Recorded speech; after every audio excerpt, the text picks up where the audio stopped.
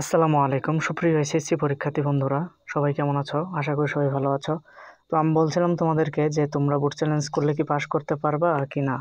তো আমি দেখিয়ে দিচ্ছি, তোমরা যদি আমার দেখানো এই নিয়মে যদি তোমরা বুট চ্যালেঞ্জ করো তাহলে আশা করি তোমরা পাস করতে পারবা। এখানে হয় কি, তোমাদের অনেক সময় দেখা যায় যে যে সাবজেক্টটাতে তোমাদের এফ আসছে, ফেল আসছে, ওইটা মনে করো যে 2-3 নাম্বারের জন্য এবার খাতাগুলো এমন ভাবে দেখা হয়েছে যে তোমাদের মনে করো যে যা পাইছো।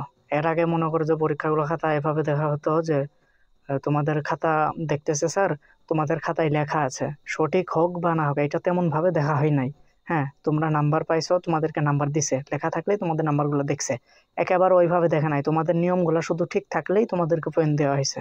কিন্তু এবার এই যে নতুন শিক্ষা উপদেষ্টা এসে তোমাদেরকে এমন ভাবে দিছে, এসএসসি তে যেভাবে তোমাদের রেজাল্ট করছিল ঠিকই ভাবে মনে করো যে এইচএসসি তে এবারও মনে করো যে কঠোর পদক্ষেপ নিছে। নেওয়ার পর এমন ভাবে তারা তোমাদেরকে রেজাল্ট গুলো দিছে যে মনে করো যে তুমি 2-3 একের জন্য যে তুমি প্লাস পাও নাই সেটা দেয় নাই।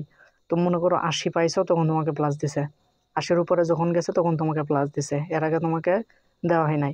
জিপিএ 5 মনে করো যে 2-3 নাম্বারের জন্য যারা পাও নাই তাদেরকেও দেওয়া হয় নাই।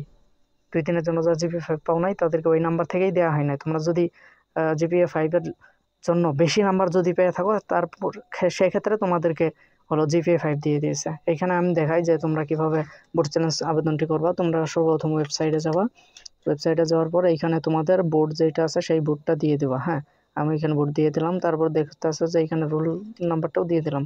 তারপর তোমরা তোমাদের কাঙ্ক্ষিত সেই রেজিস্ট্রেশন নাম্বারটি দিয়ে দিবা। রেজিস্ট্রেশন নাম্বারটি দিয়ে দিলে তারপর দেখবা এইগুলো নিচের গুলো কিন্তু অটো আসছে, এইগুলা দেওয়া লাগবে না। এখানে জমা দিন আছে, জমা দিনে ক্লিক করবা। ক্লিক করার পর দেখবা যে এই যে এখানে বলতেছে কি আপনার মোবাইল নম্বরটি দিন।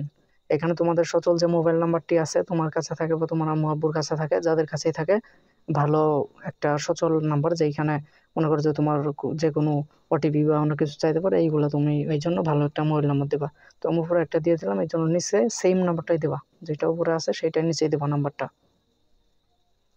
এইখানে দেওয়ার পর দেখো এখানে কি জমা দিন আছে, জমা দিনে তোমরা ক্লিক করে দিবা। নাম্বারটা দেখবা সঠিকভাবে হয়েছে কিনা, তারপরে জমা দিনে ক্লিক করবা। তারপরে এই যে এখানে তোমাদের সাবজেক্ট কিন্তু সবগুলো আসছে।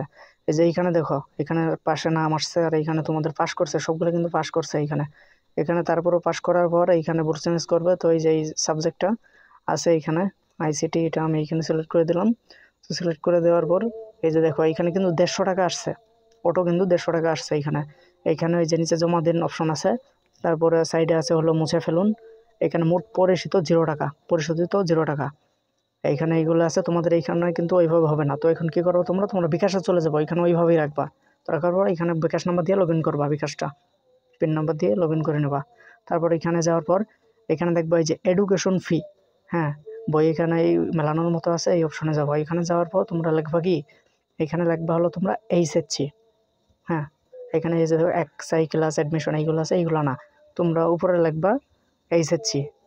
এইচএসসি, হ্যাঁ এইচএসসি লেখার পর এই যে এখানে দেখো এইচএসসি 2025 রিসিকিউরিটি, এটাতে ক্লিক করবা। ক্লিক করার পর তোমার এখানে বোর্ড দেখাবা। তো এখানে বোর্ডটা আমি দিয়ে দিচ্ছি।